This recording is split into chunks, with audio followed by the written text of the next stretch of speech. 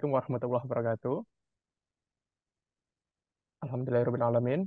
Eh, Hari ini Rabu 18 Januari tahun 2023, kita bertemu kembali di acara We Are in Grade School bersama program Pascasarjana Unpad Universitas Pajajaran. Eh, untuk kali ini tidak seperti biasanya yang memang diadakan secara luring, pertemuan Rabuan di pekan ini berlangsung secara daring. Untuk pemateriannya ini bertema tentang Opportunities and Challenges for Multidisciplinary Research in Indonesia. Jadi sebelum kita mulai, kita kenalan dulu ya.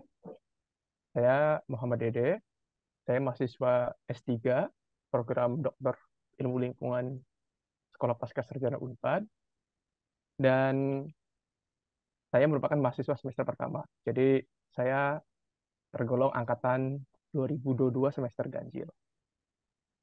Nah, kenapa kita perlu sih membahas tentang tema ini? Kita tahu bahwa riset di Indonesia saat ini sedang mulai ada peningkatan, baik dari segi output, jumlah hibah, maupun kolaborasi antar perguruan tinggi atau dengan instansi riset, baik di dalam negeri ataupun di luar negeri. Tetapi adanya kemajuan itu bukan berarti keadaannya sudah ideal, tetapi itu masih menyisakan banyak tantangan sekaligus juga peluang. Nah, di momen ini saya coba untuk berbagi dengan rekan-rekan semua tentang dua hal itu. Kita coba overview dulu. Nah, kita mulai ke peluangnya dulu. Kita ke hal positif dulu ya. Coba kita lihat, ini adalah grafik yang saya dapatkan dari Sinta. Ini saat tampilan Sinta belum berubah ke versi 3. Ini adalah Sinta versi 2 atau versi pertama. Makanya di sini yang terekam adalah sampai tahun 2019. Coba kita perhatikan, ini Sinta ini dia menggunakan API dari Scopus dan SGR dari Simago. Ini kita lihat dari tahun 2000 sampai tahun 2019, berarti 20 tahun terakhir, kita lihat posisi Indonesia tadinya berada di bawah ya. Terutama kita mediocre sekali kalau dibandingkan dengan Singapura, Thailand dan Malaysia.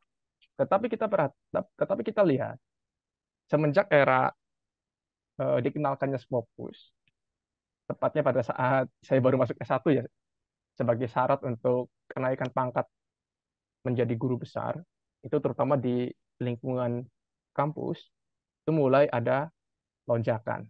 Ini dari mulai 2013, bahkan di tahun 2018 jumlahnya sudah melampaui eh, Malaysia. Ini kabar yang baik sebetulnya, bahwa publikasi kita yang terindeks global, yang memang menjadi benchmark untuk pengukuran ranking dunia seperti Time Higher Education atau Quartile, Quartile Simon gitu, QS.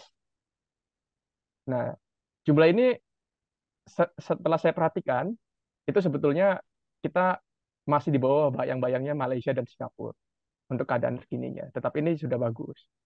Kenapa bisa melesat seperti ini? Melesatnya publikasi Indonesia itu antara lain didukung oleh banyaknya conference atau seminar yang memang terindeks oleh Scopus. Jadi paper kita adalah paper bentuknya proceeding atau book chapter. Jadi dari segi kuantitas memang banyak, tetapi dari segi kualitas tanpa mengerdilkan kualitas paper conference lah ya, itu kita masih kalah dari Malaysia dan Singapura yang memang basisnya ke arah jurnal. Nah, ini tentang 3 PTNBH, perguruan tinggi negeri berbadan hukum di Bandung Raya. Ini ada ITB, ada Unpad, dan ada UPI.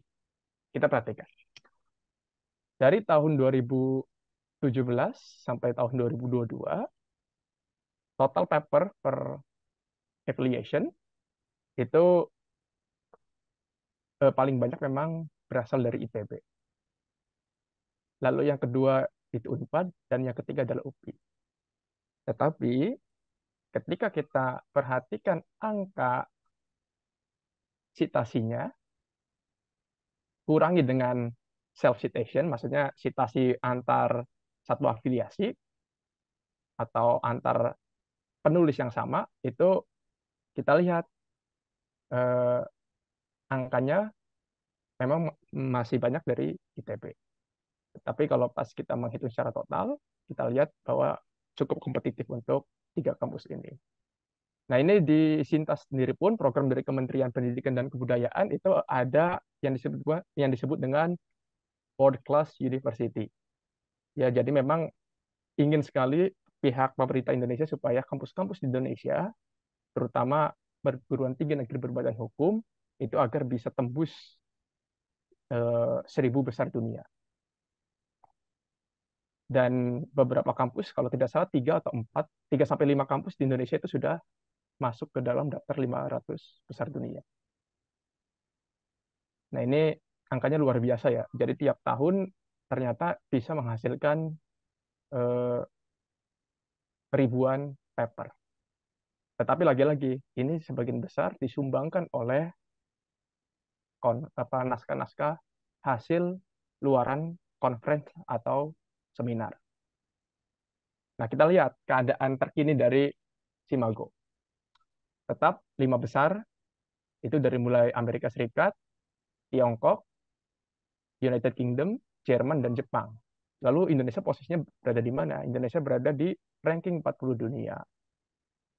Nah, ini di atas kita itu masih ada Singapura dan Malaysia. Ternyata kita tersalip lagi karena mereka sudah mapan ya dari sebelum tahun 2010.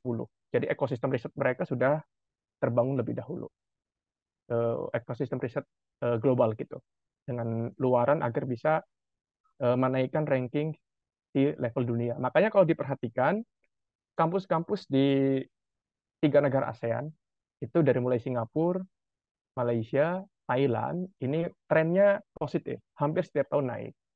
Memang kenaikan paling pesat itu berada di Singapura dan Malaysia.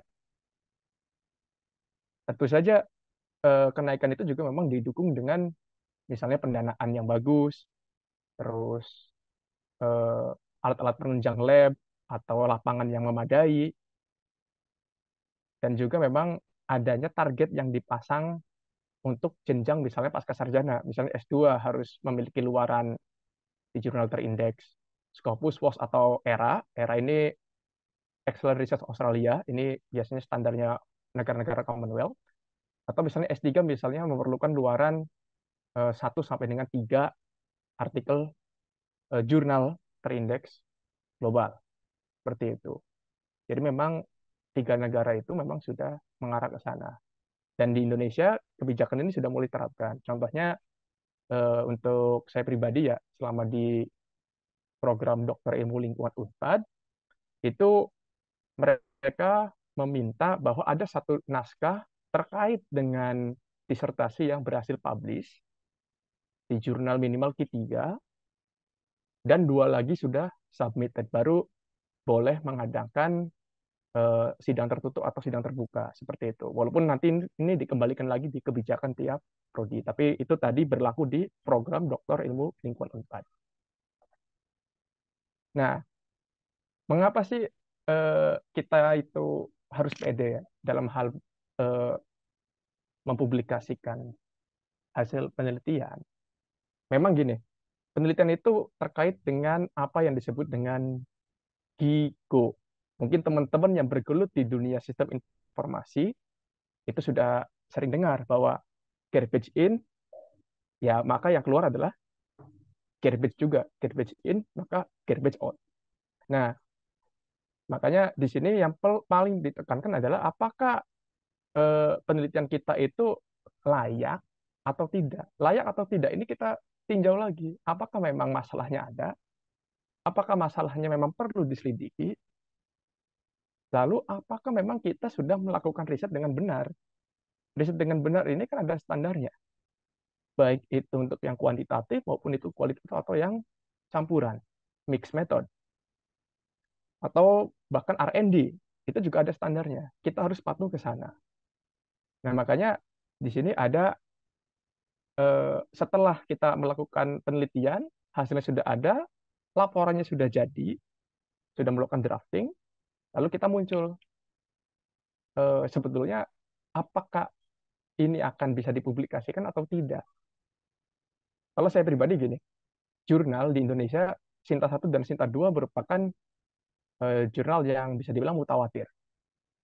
Jadi apa yang terbit di jurnal Sinta 1 dan Sinta 2 rata-rata, bahkan mungkin mayoritas itu adalah artikel yang bagus. Terus penting nggak jurnal itu harus terindeks Scopus atau WOS atau Web of Science ya dari WOS itu? Penting karena apa? Dua basis data ini itu melakukan seleksi yang ketat agar suatu jurnal bisa include, bisa terekam atau direkam oleh database mereka. Kurang lebih ada sekitar 15 sampai puluhan pertanyaan atau puluhan berkas yang harus diberikan oleh pengelola jurnal kepada Scopus atau WOS. Baru itu dinyatakan layak. Dan yang paling penting adalah dua database ini memperlakukan sistem discontinue. Artinya apa? Ketika jurnal tersebut terindikasi lalu terbukti melakukan pelanggaran publikasi, maka jurnal maka dua basis data ini, Scopus dan WOS ini akan melakukan discontinue. Bahkan yang lebih parah adalah cancel. Kalau discontinue, misalnya gini, 2018 sampai 2020 itu kontennya masih terindeks. Tetapi 2021 ternyata dia sudah discontinue. Maka yang tahun 2021 dia tidak akan terindeks oleh Scopus atau WOS. Tetapi kalau cancel, walaupun dia itu sudah terindeks dari 2018 sampai 2019, 2021 discontinue, lalu statusnya berubah jadi cancel, maka perekaman ini di WOS dan Scopus akan dihapus. Dan di Indonesia, ketika terjadi penghapusan ini, mayoritas lah ya, itu kita harus mengembalikan dana publikasi dan dana insentif kepada pihak pemberi dana atau perguruan tinggi atau lembaga riset. Nah, seperti itu. Nah, jadi kita perlu memperhatikan kita itu akan mempublikasikan di mana, siapa, dan bagaimana caranya. Tempatnya juga bagaimana. Ingat, diseminasi riset berarti kita membagikan hasil riset kita secara eh, mudah dipahami, komunikatif, baik untuk pembaca umum ataupun pembaca khusus. Nah, di sisi lain, publikasi juga untuk membuktikan bahwasanya kita itu telah melakukan riset dengan tuntas.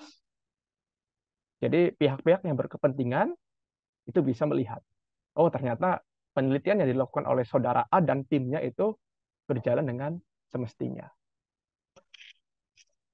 Oke, lanjut. Nah, lalu tantangan selanjutnya, peluang selanjutnya adalah pendanaan. Ya, riset ini beberapa ada yang bisa gratis, karena memang datanya berlimpah. Paling yang diperlukan hanyalah kemauan yang keras ya, dengan ya sumber daya yang sudah ada, misalnya laptop, lab yang sudah mapan, dan tim riset yang sudah solid, itu bisa dengan biaya hampir 0 rupiah. Tetapi ini berangkat dari, saya ambil contoh dari Amerika Serikat ya, bahwasanya riset itu tidak melulu dan didanai oleh lembaga pendidikan atau lembaga riset, misalnya kampus atau misalnya sekarang itu BRIN. Tetapi ini bisa didapatkan oleh sponsor federal. Federal mungkin kalau di kita selevel provinsi. Lalu bisa dari yayasan, bisa dari entitas bisnis atau industri, bisa juga ini dari pemerintah daerah ya, eh, mungkin dalam bentuk kabupaten kota atau yang lain gitu. Bisa berasal dari LSM, non-profit organization, atau lainnya. Lainnya mungkin dana pribadi, atau misalnya ada sumbangan perorangan, mungkin bisa seperti itu. Nah, memang tiap-tiap sumber dana ini juga challenging sekali. untuk mendapatkannya dan biasanya kompetitif. Terlebih yang berasal dari eh, institusi pendidikan tinggi atau riset punya negara. Dari yayasan juga biasanya kompetitif. Dan patut digarisbawahi juga bahwa riset ini pendanaannya tidak melulu berasal dari dalam negeri. Riset juga bisa mendapatkan pendanaan dari luar negeri. Asalkan tema-temanya memang relevan. Atau bisa juga kita menyesuaikan dengan term and condition yang ada. Misalnya ada yang minta supaya lokasi risetnya di negara yang apa negara negara donatur atau misalnya risetnya boleh di negara-negara tropis. Nah, itu juga harus kita perhatikan. Ini adalah peluang. Walaupun untuk mencapai atau mendapatkannya ya tadi kita perlu usaha dan kolaborasi. Nah, ini sebetulnya eh, berada di antara empat isu ini berada di antara peluang sekaligus tantangan. Eh, Kenapa seperti itu? Eh, Misalnya gini, untuk authorship kepenulisan dalam satu artikel itu jarang sekali ditemukan adanya penulis tunggal. Karena apa? Karena biasanya eh, penulis ini bisa banyak karena tadinya bersama-sama mencari sumber dana, mengikuti ajang proposal atau hibah riset, atau bisa juga tadinya seperti ini. Di proposal hanya ada 3 orang yang namanya boleh tercantum, tetapi dalam kegiatan risetnya ternyata melibatkan misalnya tambahan 3 orang lagi. Nah, ini juga harus diperhatikan. Jadi nanti authorship itu siapa yang berperan sebagai principal investigator, sebagai ketua tim, lalu siapa yang nanti bagian mengumpulkan data, siapa yang akan menganalisis, siapa yang akan melakukan visualisasi, lalu siapakah yang akan melakukan pengawasan, dan lain sebagainya. Itu nanti masuk ke credit authorship. Detailnya ada biasanya di web-web penerbit besar semacam Elsevier, MDPI, Taylor, dan lain sebagainya. Jadi itu juga perlu diperhatikan. Di sana ada hak dan kewajiban. Lalu selanjutnya adalah konflik of interest, konflik kepentingan. Nah ini, konflik kepentingan seringkali menjadi eh, masalah. Bahkan jika tidak diselesaikan, ini akan jadi bom waktu. Contoh, eh, misalnya ada seseorang yang misalnya harusnya dia berperan sebagai penulis pertama, karena dia yang paling berjasa gitu, tetapi karena ada kepentingan, misalnya seorang principal investigator dia perlu paper itu untuk kenaikan jabatan, jadi dia akan berperan sebagai penulis pertama plus corresponding author, penulis melakukan korespondensi dengan jurnal dan dengan reviewer, jurnalis ini maksudnya editor ya. Nah ini juga harus diperhatikan, harus diberikan pengertian, kesepakatan bersama. Jangan sampai apa? Jangan sampai nanti di kemudian hari orang yang tadi posisinya digeser harusnya penulis pertama jadi penulis kedua karena tadi ada konflik kepentingan, itu akhirnya menggugat. Ini akan berakhir dengan retraction atau penarikan dari suatu jurnal. Ini masalah juga ya. Terus yang kedua adalah terkait konflik of interest, terkadang apa yang melekat dengan diri kita. Contoh, eh, saya misalnya berperan sebagai dosen di kampus A. Lalu saya melakukan kajian tentang bagaimana sih sepak terjang dosen-dosen muda di kampus A, termasuk dalam kegiatan penelitian dan pengabdian masyarakat. Pertanyaannya adalah, apakah kita mampu mengungkap itu secara jernih atau tidak? Karena apa? Karena itu terkait dengan tempat kerja kita. Makanya ketika kita berhasil melakukan penelitian tadi, saya sebagai dosen A melakukan kajian tentang kampus A, maka harus ditulis bahwasanya di deklarasi konflik kepentingan atau declaration of conflict of interest itu harus dijelaskan bahwasanya saya penulis A merupakan pegawai dalam kurung dosen dan peneliti di kampus A. Nah, berarti di sini ada konflik kepentingan. Ini juga harus dijelaskan. Karena takutnya tadi apa kita misalnya dilarang untuk mengungkap hal-hal secara jernih karena kita takut gitu dengan atasan atau dengan nama baik kampus. Nah, itu juga harus diperhatikan. Terus yang ketiga adalah sorry, yang selanjutnya adalah terkait dengan etika publikasi, publication ethics. Publication ethics ini biasanya untuk hal-hal yang terkait dengan manusia atau riset-riset di bidang medical, bidang-bidang kesehatan dan kedokteran. Nah, ini penting misalnya terkait apa? Saya kasih contoh. Misalnya kita melakukan riset sosial, kita melakukan interview dengan eh, sejumlah warga. Nah, kita itu harus memastikan bahwasanya warga yang diinterview itu tahu tujuan riset kita, tahu kalau data-data yang terkumpul itu bakal digunakan untuk penelitian dan dipublikasikan. Terus juga harus kasih tahu hak-hak seorang hak-hak seorang narasumber itu apa saja. Nah, itu juga harus diberitahu di awal. Kita juga nanti perlu mengurus surat etik gitu ke pihak kampus. Bahwasanya kita itu melakukan penelitian ini sudah sesuai dengan etika-etika penelitian. Ada yang disebut dengan, saya agak-agak lupa ya, ada deklarasinya. Deklarasi mana gitu ya, itu ada. Nah, itu kita harus patuh ke sana. Dan patut diingat juga tidak semua publikasi tadi memerlukan ethical statement. Hanya tadi yang tertentu saja. Terus misalnya juga kita melakukan riset tentang kajian terhadap hewan. Nah, ini juga sama. Harus ada ethical statement-nya. Terus kajian juga terhadap misalnya fisiologi manusia gitu. Ada bedah atau misalnya tentang penyakit atau misalnya tentang bagian-bagian tubuh manusia gitu. Itu juga sama. Harus jelas gitu etikanya. Terus terkait dengan publication etik juga ada lagi bahwasanya ketika kita melakukan eh, publikasi atau mensubmit suatu manuskrip ke jurnal, kita dilarang untuk mengirimkan manuskrip ini ke jurnal lain sebelum ada penolakan. Ditolak baru kita kirim ke yang lain. Tapi kalau misalnya dalam proses, dalam proses review atau dalam ditangani editor gitu. Jadi misalnya in editor atau in review atau under review atau submission in progress, itu jangan sekali-kali kita mengirimkan manuskrip ini ke jurnal lain.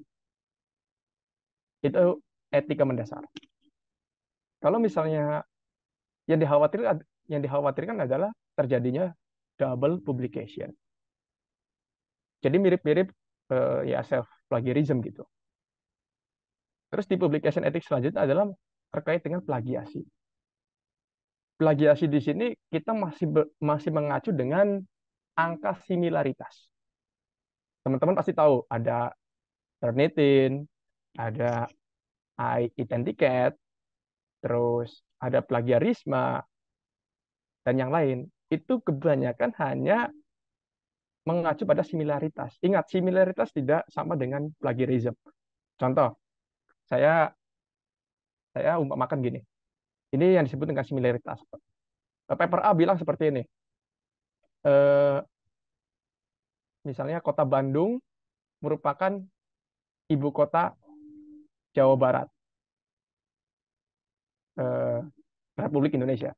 Paper B bilang kota Bandung merupakan ibu kota Jawa Barat Indonesia.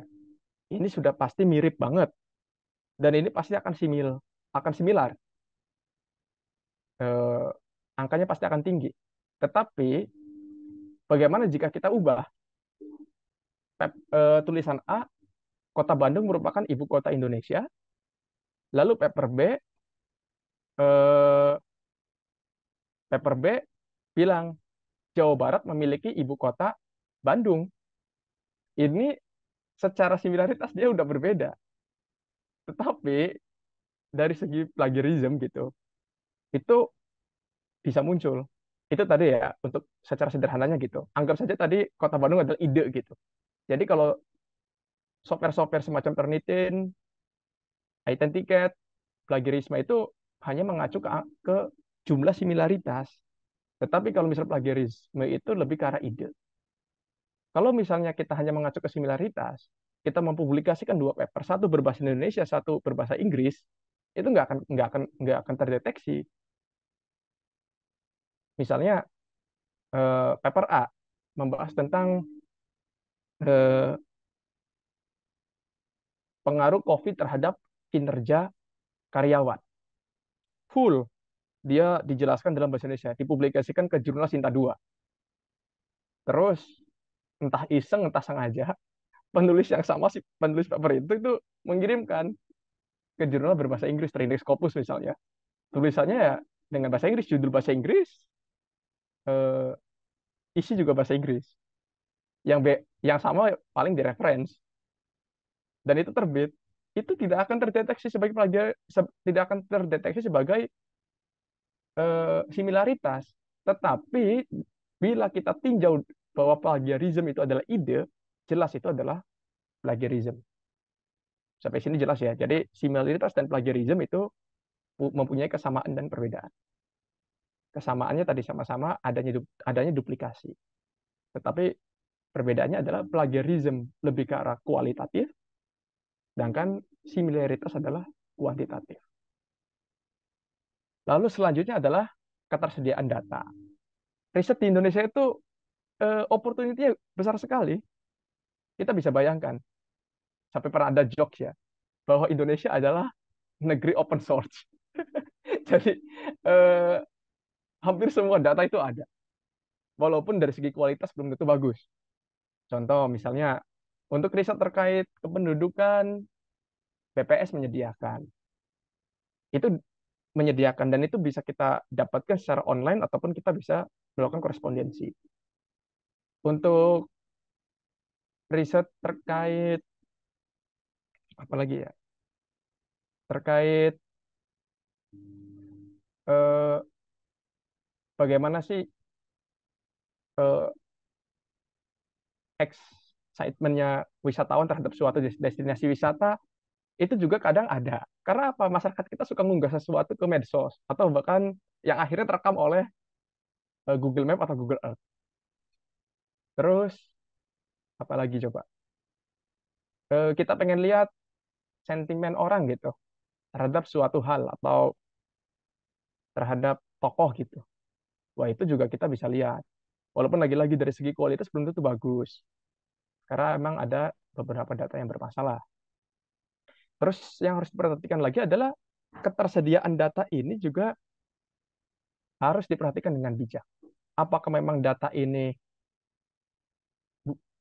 lisensinya boleh digunakan oleh kita saja atau nanti boleh kita bagikan kepada yang lain setelah kita olah. Contoh gini, ketika kita mendapatkan akses data dengan lisensi Creative Commons 4, maka kita harus membagikan data hasil olahan kita dengan lisensi Creative Commons 4. Karena tadi datanya sudah gratis, tersedia, masa kita akan melarang orang lain juga mengakses data yang dari asalnya gratis gitu. Nah, ini juga harus diperhatikan. Terus terkait ketersediaan data lagi,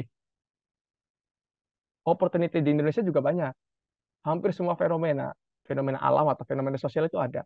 Fenomena alam gitu, dari mulai kedalaman lautan sampai dengan pegunungan tinggi yang bersalju di Indonesia itu ada.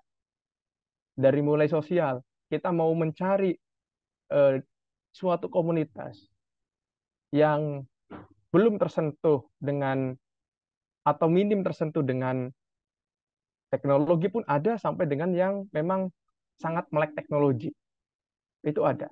Memang nanti yang diperlukan adalah kepekaan kita gitu. Apakah memang topik itu layak untuk diteliti atau tidak? Seperti itu. Terus selanjutnya kita beralih ke tantangan. Nah, ini tantangannya terkait dengan riset multidisciplinary di kita. Jadi gini, dalam riset multidisciplinary itu ini bukan berarti menjadi penelitinya palu gada ya. Apa yang lu mau gua ada gitu. Jadi riset multidisciplinary itu riset yang terdiri dari satu tim yang memang berasal dari beberapa rumpun ilmu. atau beberapa bidang kajian, atau riset yang melihat suatu fenomena berdasarkan perspektif yang luas, bukan perspektif satu bidang ilmu saja. Nah, ini yang harus ditekankan dalam riset multidisipliner. Sekarang, di era global sekarang ini, hampir semua jurnal itu lebih menyukai riset-riset yang sifatnya multidisipliner. Apalagi jurnal ilmu sosial atau jurnal-jurnal terkait dengan lingkungan hidup itu sangat menyukai riset-riset yang berbau multidisipliner. Makanya memang di Sekolah Pasca Sarjana Unpad SPS itu menekankan bahwa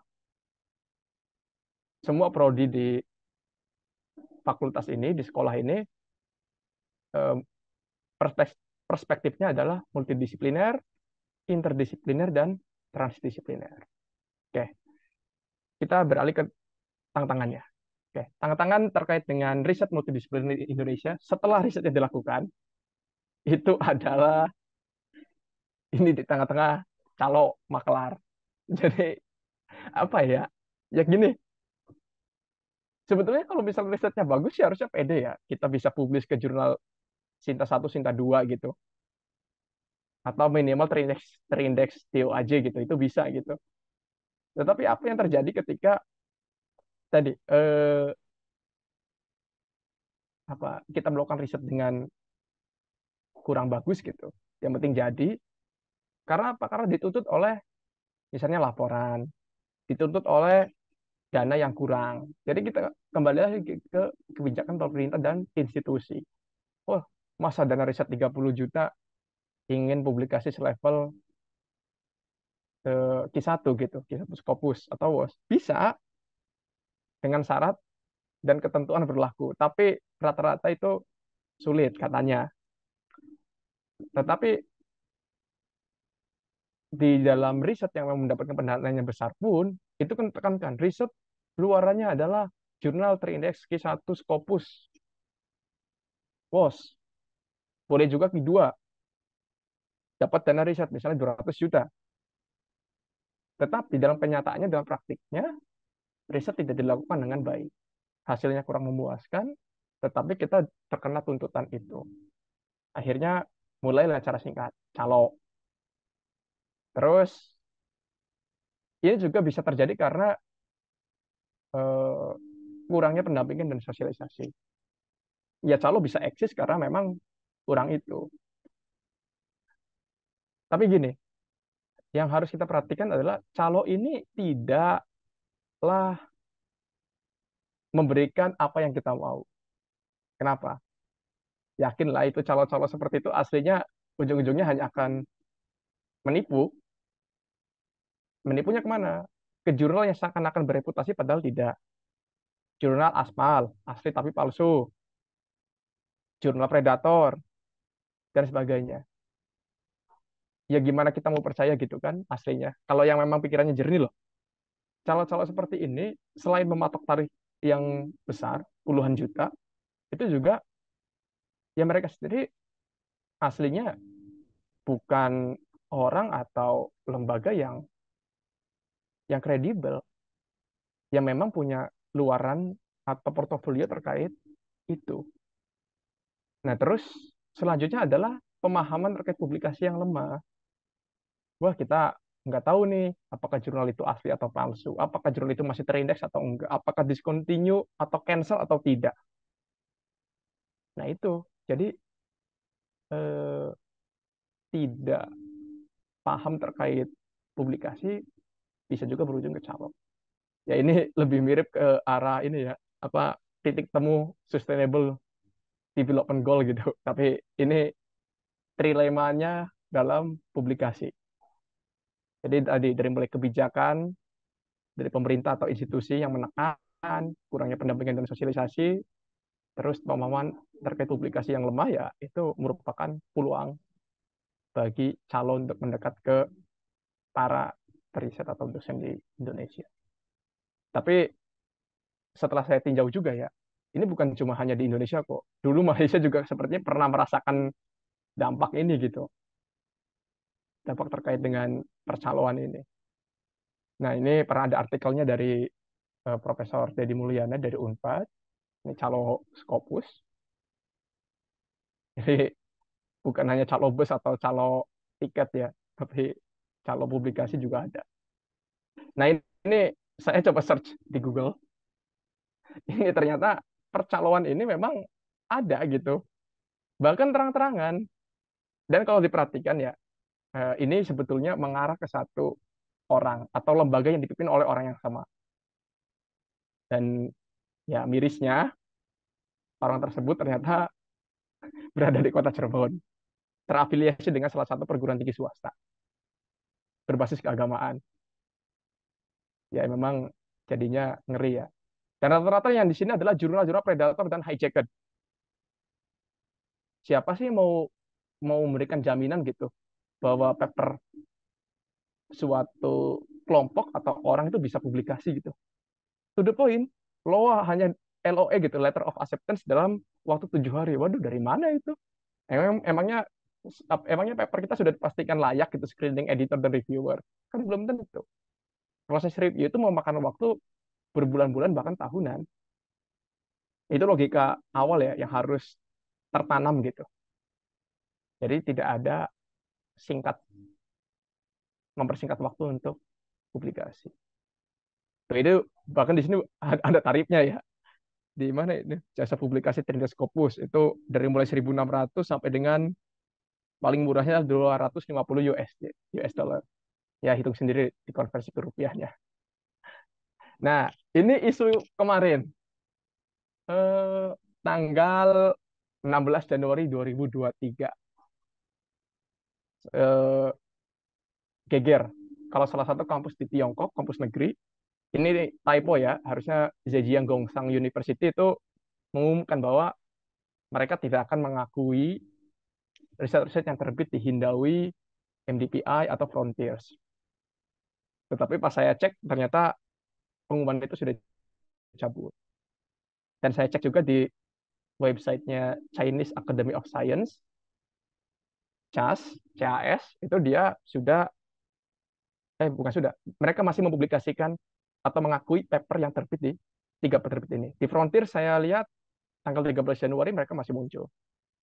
Nah ini isi dari linknya. Jadi saya tidak serta-merta percaya ya dari apakah tiga penerbit ini layak atau tidak gitu. Memang dari pengalaman pribadi memang ada satu penerbit, adalah to the point aja. MDPI itu memang kerap melakukan praktik yang tidak baik ya. Misalnya saya mendefinisikannya gitu. Saya menamai sendiri nih, itu ada praktik gerbong kereta, rangkaian kereta lah. Jadi ketika MDPI itu gemar sekali menerbitkan special issue. Bayangkan, jadi hampir tiap bulan itu mereka punya special issue dan menunjuk editor tamu, guest editor. Misalnya gini, saya ditunjuk oleh MDPI di jurnal misalnya sustainability. Saya diminta untuk membuat special issue. Ya judulnya misalnya sustainability landscape in West Java gitu. Taruhlah seperti itu. Terus ya akhirnya saya mengundang itu atau menjamin paper-paper yang terkait dengan afiliasi saya misalnya atau orang-orang yang saya kenal itu bisa publish gitu. Seperti itu. Jadi memang MDP ada praktik ke arah sana, praktik yang saya sendiri pernah lihat gitu. Karena saya juga punya paper yang publish di MDPI ya. Itu seperti itu.